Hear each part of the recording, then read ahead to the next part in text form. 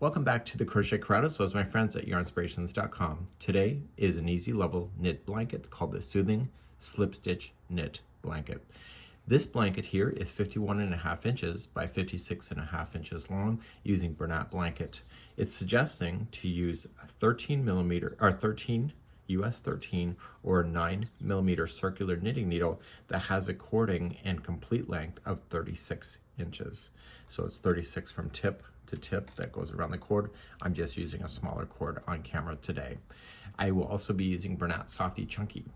In the video description, you'll have access to this free pattern, and in that article on thecrochetcrowd.com, I'll provide 2 more videos so that you can learn how to change color on the side of your blanket or midway through, just in case you run out of the same color when doing your striping, so that you don't waste any yarn.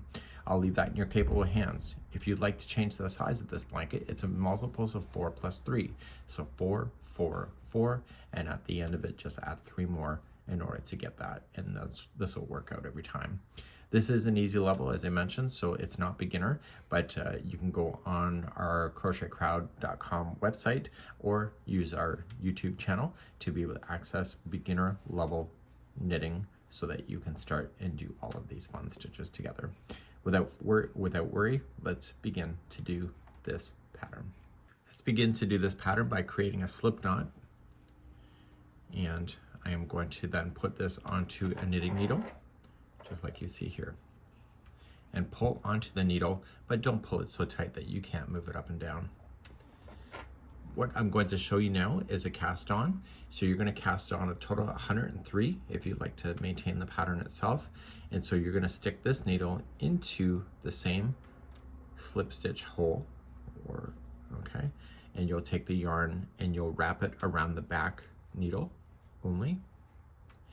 You'll flip it through, and because we're casting on, just give it a bit of slack, pull up on it, twist it around, and put this new loop onto the same needle and slide on.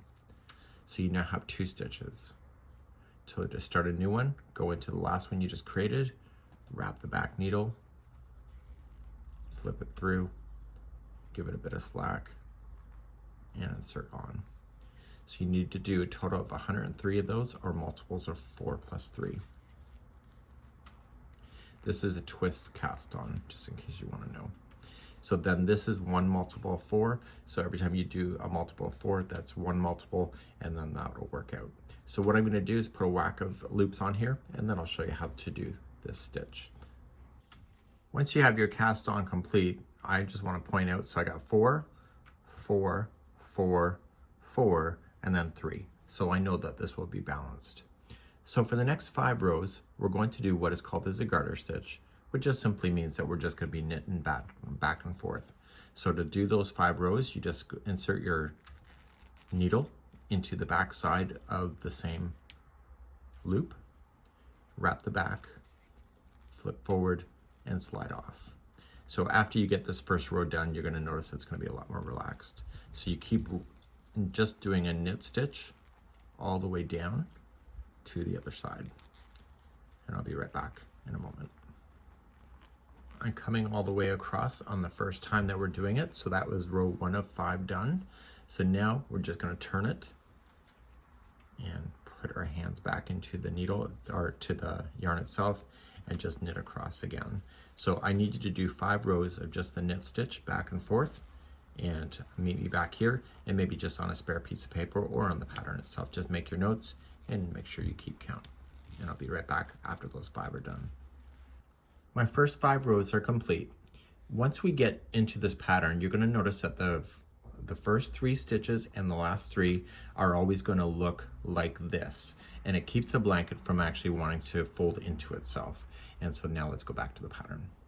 So in the pattern, we're about to start this section here, which is the slip stitch pattern itself. So every 4 times, every 4 rows is the repeat. So the first time you do the 4, that's going to count as one of a group of 4 of 28. So then that means you have 24 rows of this main color. MC is main color, and you can see the colors are breakdown in here. Then you have 32 of A, 32 of MC, and etc., and you can follow your way all the way through this. So we're going to begin then on the first row, and then we have video chapters in this particular video, and you can just see first row, second, third, and fourth every time that you need to have a refresher on what to do. Let's do the first row. We're going to knit the first three. So K3 is knit the first three.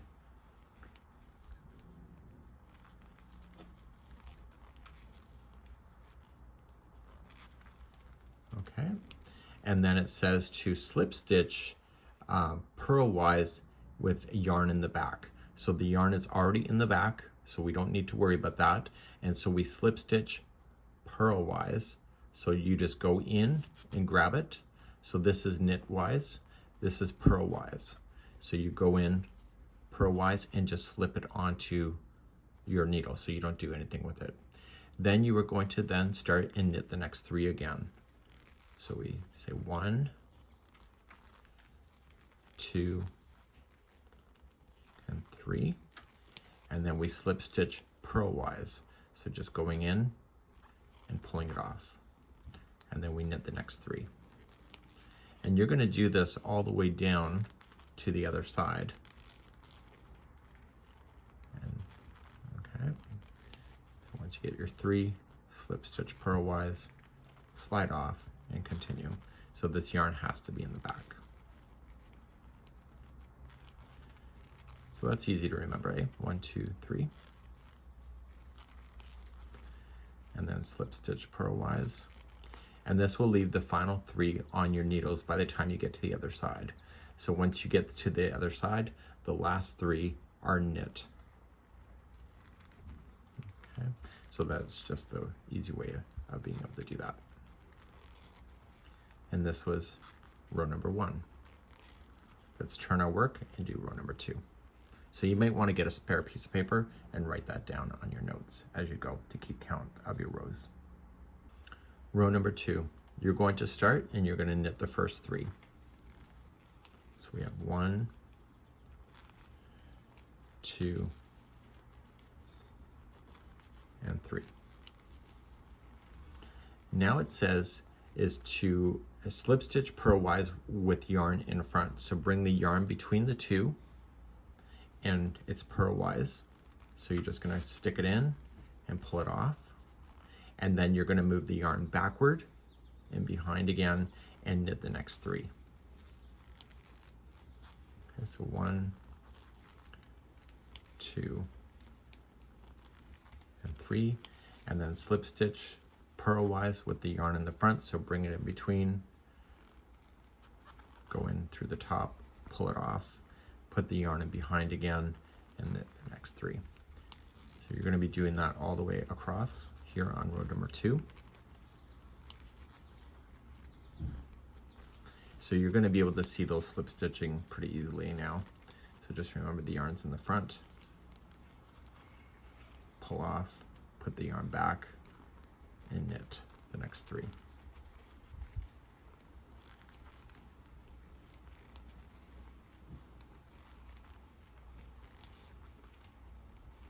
Yarn in front, pull off, yarn in the back, and then the final 3 are just a knit 3. How easy is that, right?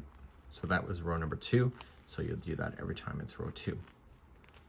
Let's turn our work and do row number 3. Row number 3. Now you're noticing so far that you don't see what is in the sample because it's not ready to show you that yet, but it will be soon. So it's the same as the first row, so you're going to knit the first 3. So we have 1, 2, and 3. And it says slip stitch purlwise with the yarn in the back. The yarn is already in the back, so just slip that one off and then start and knit the next 3. You'll do that all the way across.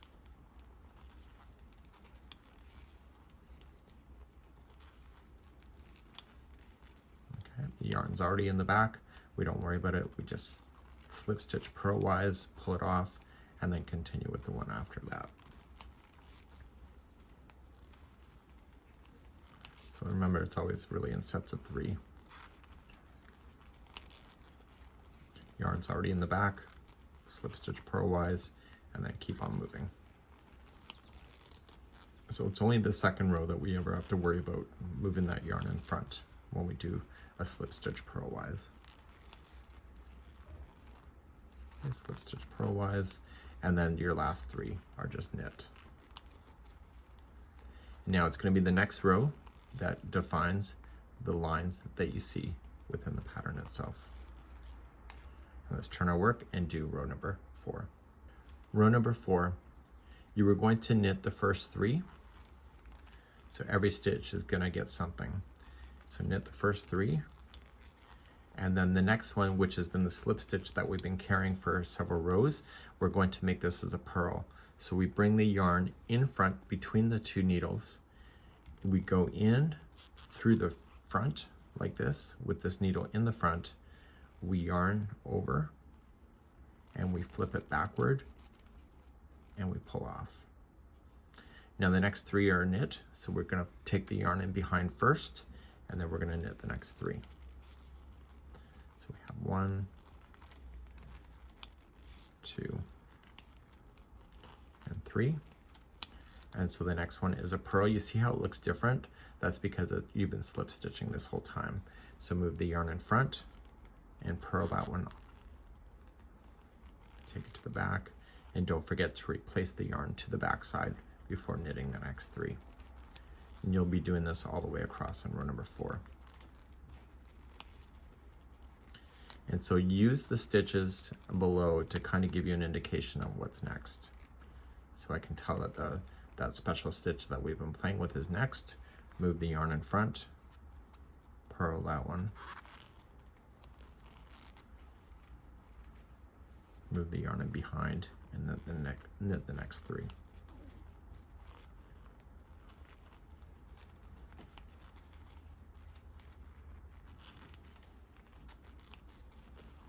Okay, and move the yarn in front, purl the slip stitch that you've been playing with, move the yarn back, and do the final 3.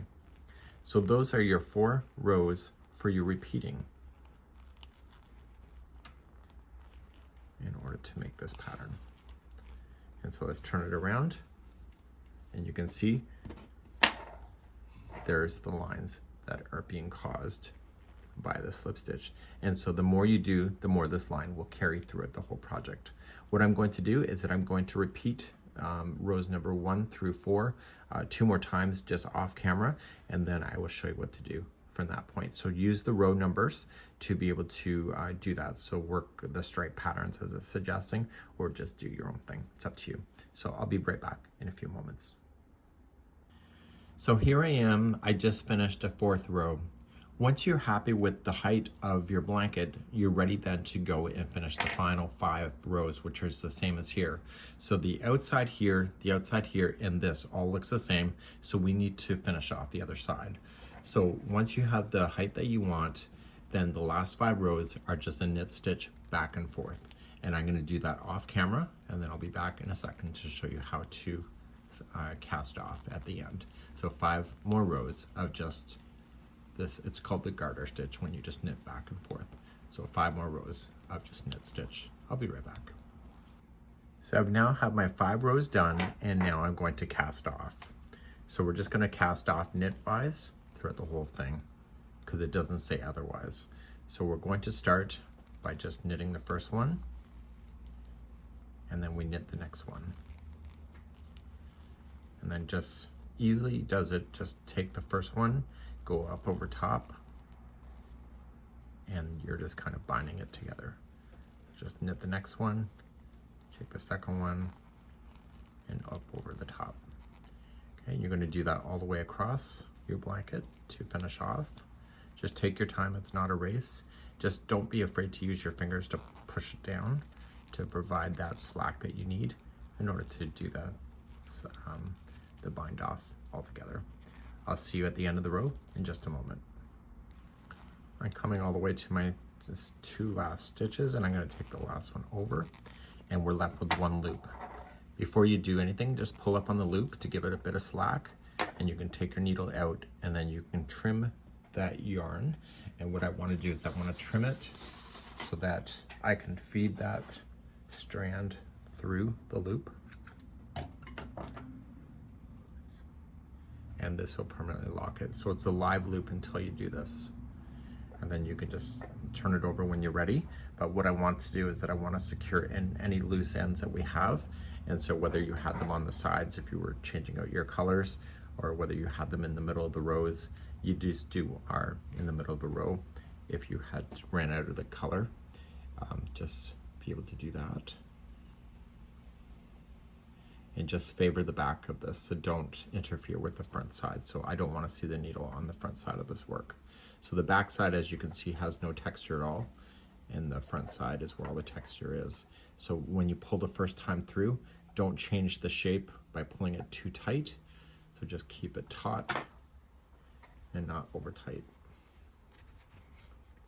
And when you put it through, put it not just between strands, but break the strands, plies together as well, and then that'll help it really get stuck. And so any loose ends, you will do that, and therefore the one side of your project will look like this, and the other side flat. This is it for today. We hope you had a great day today.